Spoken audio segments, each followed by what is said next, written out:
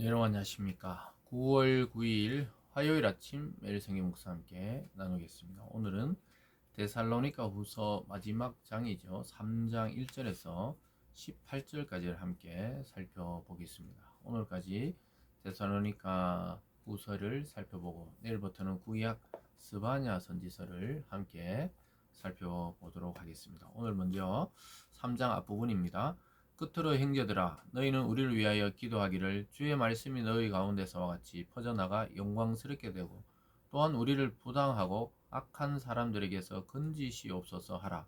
믿음은 모든 사람의 것이 아니니라.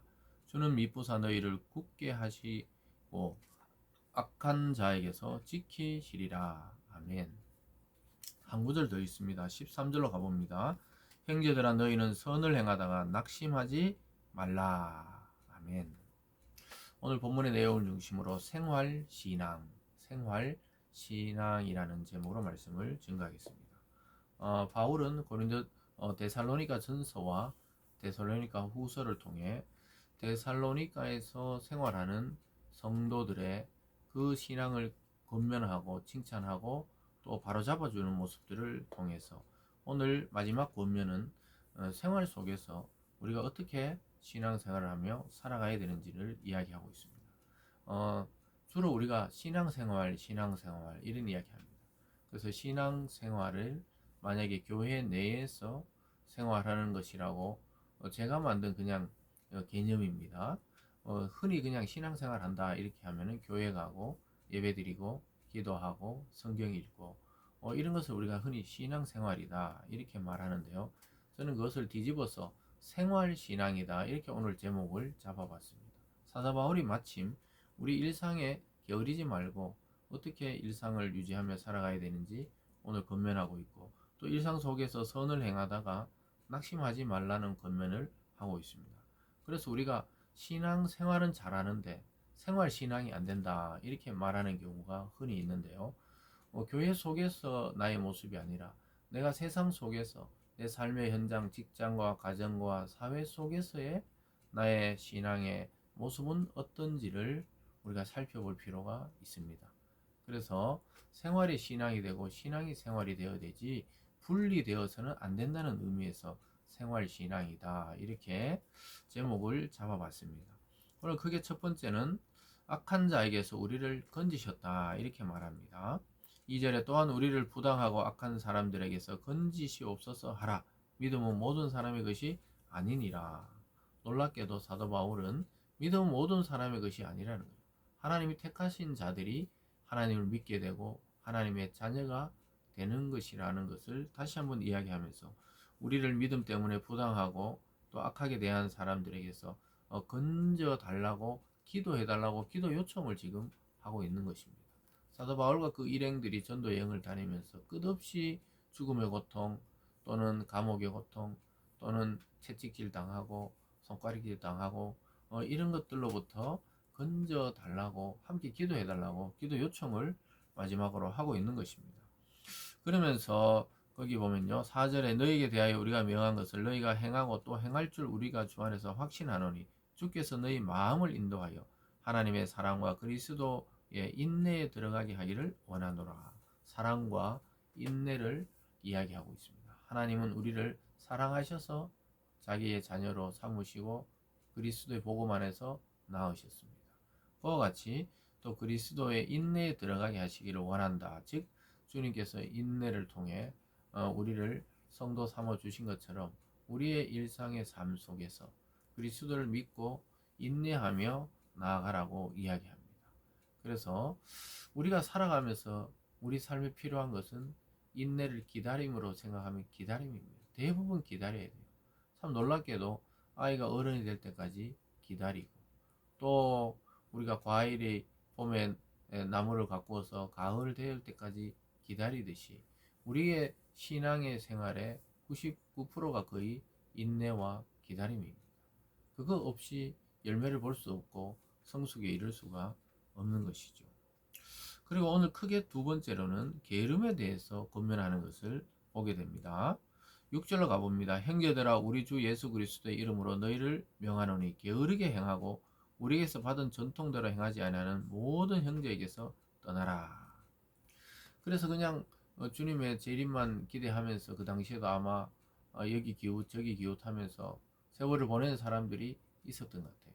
하나님 말씀과 신앙생활도 또 일상생활도 어, 영위하지 아니하고 그냥 막연하게 기다리는 자들이 있었던 것 같아요. 그런 자들에서 떠나라는 거예요. 우리에게서 받은 전통대로, 즉 복음의 전통 위에 서 있지 않는 그런 사람들에게서 떠나라고 권면하고 있습니다. 왜냐? 물들기 때문입니다. 아주 놀랍게도 그런 자들과 어울리다 보면 또 그렇게 물이 든다는 것이죠. 거기서 떠나라고 이야기하고 있습니다. 또 10절로 가보면요. 우리가 너희와 함께 있을 때에도 너희에게 명하기를 누구든지 일하기 싫어하거든 먹지도 말게 하라 하였다. 일하기 싫은 자 먹지도 말라. 그래서 우리가 불로소득 일행하는 일하지 아니하고 노동하지 아니하고 자꾸 그런 소득을 바라고 원하는 것은 게으른 것에 속합니다. 우리가 땀 흘리고 수고하고 애쓰고 거기서 하나님 주시는 일용할 양식의 그 소득을 통해서 살아가는 것이 참 성도의 생활 신앙이라고 볼 수가 있겠습니다. 11절에 우리가 들은 너희 가운데 게으르게 행하여 도무지 일하지 아니하고 일을 만들기만 하는 자들이 있다 하니. 아주 대사랑교회 교회 뭐 전체는 아니지만 몇몇 사람 중에는 일은 하지 않고 오히려 교회 분란, 일을 만드는 자들이 있다. 사도 바울이 참 재미있게 현실적으로 표현하고 있죠. 우리가 보면 꼭 일하지 않는 자들이 더 일을 만들고 분란을 만들고 문제거리를 만드는 것을 보게 됩니다. 성실히 일하는 자들은 한눈 팔 시간이 없기 때문에 교회든 뭐 사회 속에 일하든 한눈 팔 시간이 없기 때문에 오히려 일을 만들지 못하는데 그냥 가만히 게을러서 빈둥빈둥 하는 자들은 여기 찝적 저기 찝적 하면서 그냥 이 사람 비방했다 저 사람 비방했다가 또 이거는 잘못했다 했다가 막 그 비판은 잘해요. 근데 대안이 없고 자기는 나서지 않는 그런 자들을 게으르다고 지금 책망하고 있는 것입니다. 그런 자들을 어떻게 해야 된다고요? 12절 이런 자들에게 우리가 명하고 주 예수 그리스도 안에서 권하기를 지금 권면하고 있습니다. 예수 이름으로 조용히 일하여 자기 양식을 먹으라 하노라. 그 조용히 하란 말은 말을 하지 않는다는 의미도 있지만 그냥 묵묵하게 자기 일을 가지고 그냥 일상을 유지하는 것, 그것이 오히려 하나님께 영광 돌리는 일이라는 거예요. 그래서 여러분, 우리가 물론 신앙을 처음 받아들이고 막 성령의 충만을 받고 뜨거울 때는 막 일상이 잘 안 돼요. 자꾸 예배만 드리고 싶고 기도하고 싶고 그게 나쁘다는 의미는 아니지만 내 일상을 무너뜨릴 정도로 그렇게 생활해서는 안 된다는 겁니다. 우리의 삶의 현장을 주신 분도 하나님이시기 때문에 내 생활 속에서 신앙을 실천하고 살아가는 것이 더욱더 성숙한 성도의 모습이고 주님도 원하시고 하나님도 원하신다는 것이죠. 물론 완전히 내 일에 빠져서 하나님을 잊어버리는 게 아니에요. 내 일 속에서 하나님의 역사와 기적과 하나님의 도우심과 동행하심을 경험하는 것이 참 성도의 삶이라고 말씀하고 있습니다. 그러면서 14절에 누가 이 편지에 한 우리말을 순종하지 아니거든 그 사람을 지목하여 사귀지 말고 그로 하여금 부끄럽게 하라. 그러나 원수같이 생각하지 말고 형제같이 구별하라. 사도 바울이 뭐라 그래요? 그런 자들 이렇게 복음을 통해 또 우리 편지의 그 설교를 통해 순종하지 않거든 그 사람을 지목하여 사귀지 말고 공동체에 알리라는 거예요.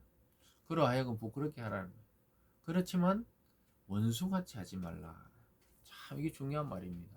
우리가 어떤 사람에 대해서 막 권면해주고 싶고 충고해주고 싶을 때 한 번 더 생각해야 돼요.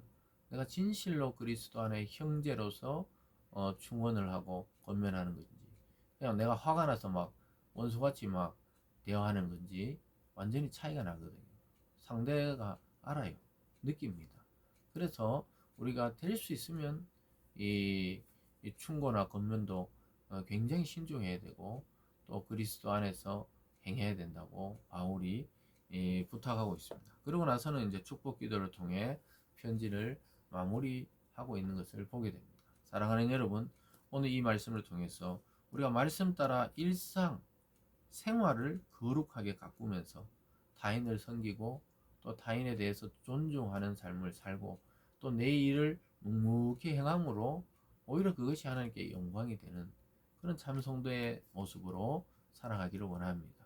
그리고 우리가 일상 속에서 자꾸 내만 이게 손해보는 것 같고 선을 행하는 것이 도로 사람들 보기에 참 유약해 보이고 이럴지라도 아까 13절에서 선을 행하다 낙심하지 말라는 것처럼 여러분 우리가 선한 일에는 적극적으로 그리고 악한 일에는 발을 빼고 이런 삶을 살아가야 되겠습니다. 그래서 아까 초반에 말했듯이 우리 교회 내에서 신앙생활은 잘하는 것처럼 보입니다.